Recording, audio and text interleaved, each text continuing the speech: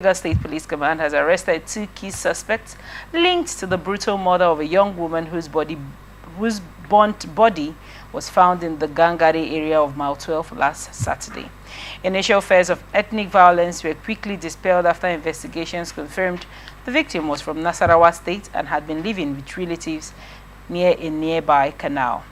According to police findings, the woman's estranged boyfriend, currently on the run, allegedly contracted the suspect to ambush and kill her following a protracted dispute. She was reportedly attacked, murdered, and set ablaze in what the police described as a premeditated act of cold-blooded murder. Command spokesperson CSP Benjamin Hundeyin confirmed that the suspects are now in custody at the State Criminal Investigation Department and are assisting detectives in efforts to apprehend the ex-boyfriend and others still at large. Hundeyin urged the public to disregard earlier rumors of blasphemy or ethnic motivations, stressing that the crime stemmed from a personal relationship issue. He assured residents that there is no tension in Mile 12 or surrounding areas and advised the public to avoid spreading false narratives that may incite unrest. The police have pledged to keep Lagosians updated as the investigations unfold and reiterated their commitment to ensuring justice for the slain woman and her family.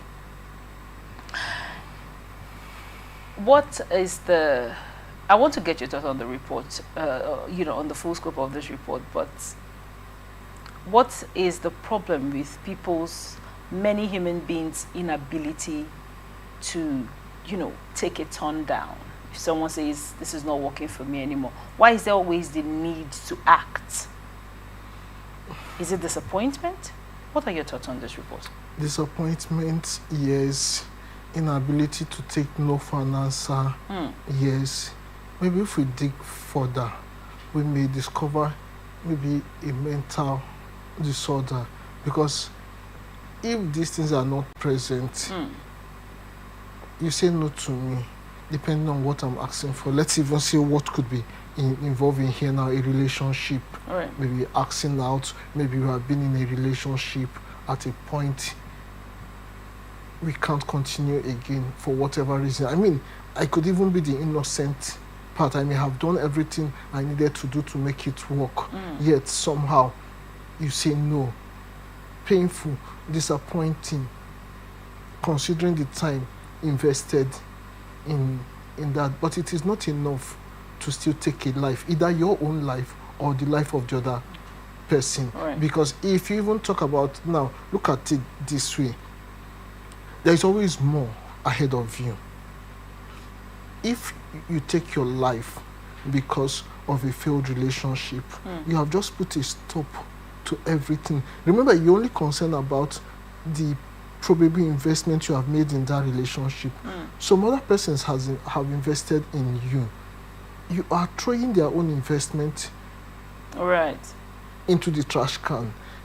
Your parents, your family probably or most likely have invested in you. No matter, investing is not just in money terms, they have put effort into it, and they are looking forward to the minimum, a healthy relationship with you, you being alive for them. Then you throw yourself because of a failed relationship. And the moment you do that, you have cut off everything ahead of you. Nothing happens again. Right. The moment you close your eyes in death, no matter how you died, it's a closed chapter. Right.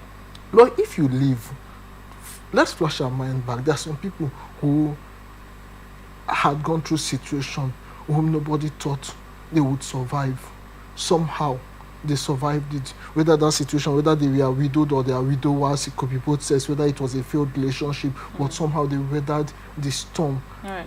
Down the line, if you look at them and what become of them, and some of them are even in public places, that you can mention their name and you see that, oh, this person was, badly shaken as at the time of this incident. But today, look at him, look at her. He's living happily. He has found love.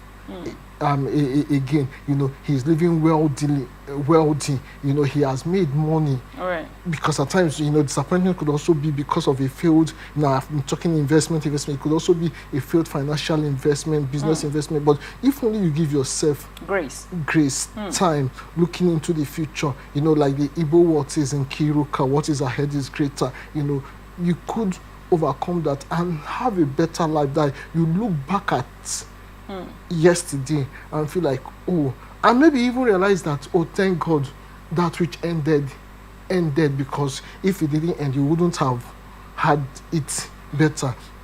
Then you take a person's life, you have also cut that person's own future short.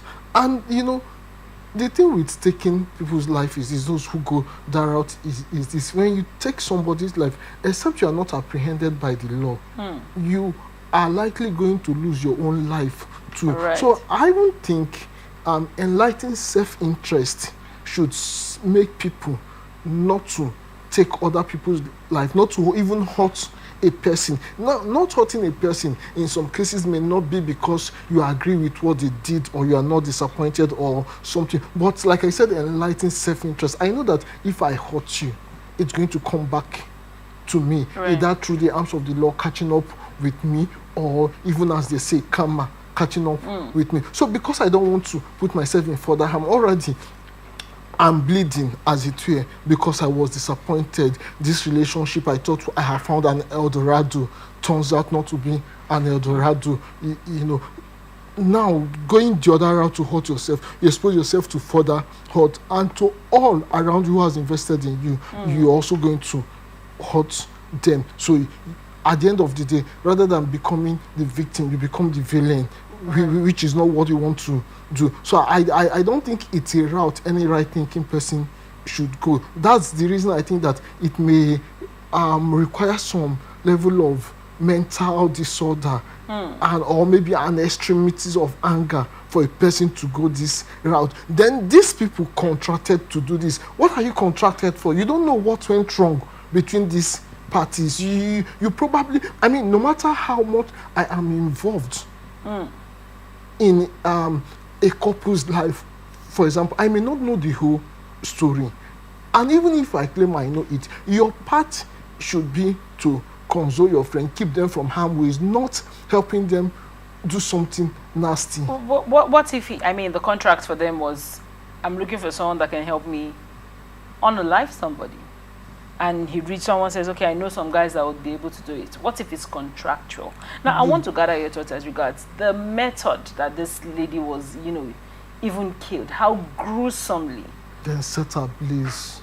It also suggests to the point, like what I said earlier, that something is probably wrong with the thinking of this guy who did this thing. It's troubling, killing a person, then setting the person ablaze for whatever reason, even if it's like you suggest, even if it's a contractual agreement, which may be people who take it up, but that's a very dastard part to go. Of what the career in this world, all you think of is how to hurt somebody. I know the thing about this part of like this, the police spokesperson is saying, this part of Lagos is a part I know very well. It's a potpourri of different tribes. You have the Hausa people on the one hand. It's a large food market where items coming from Lagos, you get tomatoes, fruits, all sorts are sold there. So it's easy for, especially when you consider that the lady in question is from maybe the part of the north. Nobody knows where the said boyfriend is from. If he's from another part of the country, it's easy to be seen as an ethnic issue, which is why I think there is a need for the clarification he made. Ordinarily in this type of community, that should be a place where we would hold out as an example to show how it is possible for us to live together in a society that have many fault lines. But unfortunately, if these things happen, and if it happens across ethnic lines, across the fault lines that already exist, it's easy for people to misinterpret it and think that this would have happened because of the ethnic fault line, rather than seeing it as what it is, maybe a failed love relationship. But like I said earlier, I think it's a little bit abnormal for anybody to think that the way to go is to take a life.